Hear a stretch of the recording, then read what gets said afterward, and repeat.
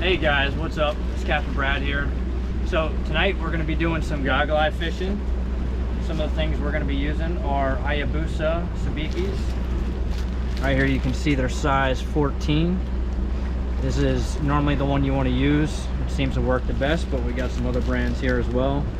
If you're looking to save a couple bucks, you can go with one of these. To do this, you're going to typically want a super long rod. This one's about 12 feet long. We're going to be using some pretty big weights. We're going to be using 16-ounce weights. Let me grab one real quick.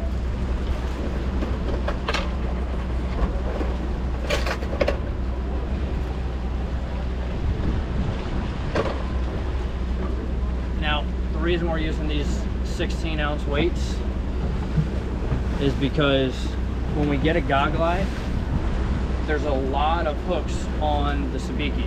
There's about, I want to say 8 hooks on the sabiki. So when you get hooked up, you don't want the goggle eye to be swimming around and tangle with the other hooks. So you need enough weight so that way the goggle eyes can't go down and tangle up the other hooks. Otherwise, when you come up, you're going to have a huge tangled mess. Most likely you're not going to be able to untangle it. So you're better off using a pretty heavy weight. Normally we use 16 to 20 ounces, so that way it doesn't get tangled. See you out there. All right guys, so we are out here out of Lighthouse Point. We are in about 350 feet of water is where we're going to start out. We got our 16-ounce lead right here. Take our rig, hook it on to our sabiki. I don't know if you can see, but we got a pretty long rod here. I believe it's an 11 footer. You can even go longer because your sabiki rig is going to be pretty long. So we're going to drop it down. Normally we count in Mississippis for this.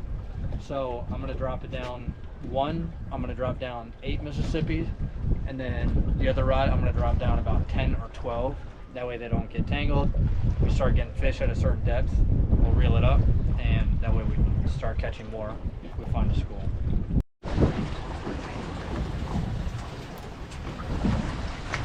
Alright guys, so I don't know if you can see it here, but this rod is down about 8 seconds, and this one over here is down about 12, I want to say.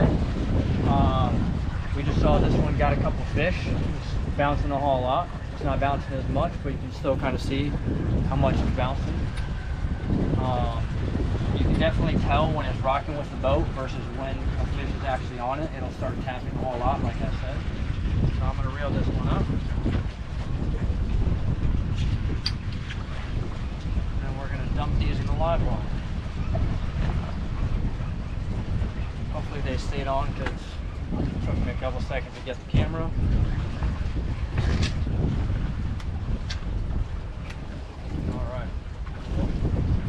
Like a few fell off, but we have one goggle eye here. Come back to the light. One goggle eye. Gonna drop this one down so we get to the other ones. About there. So now when you're catching your goggle eye, a lot of people are pretty particular on not touching their baits. So what you do is you can either get a hook like this guy right here, or you can get fancy and grab one of these. You're gonna just take the bait, flip it upside down, jiggle it a little bit, and he's gonna drop in there. There you go. We got one in the boat so far.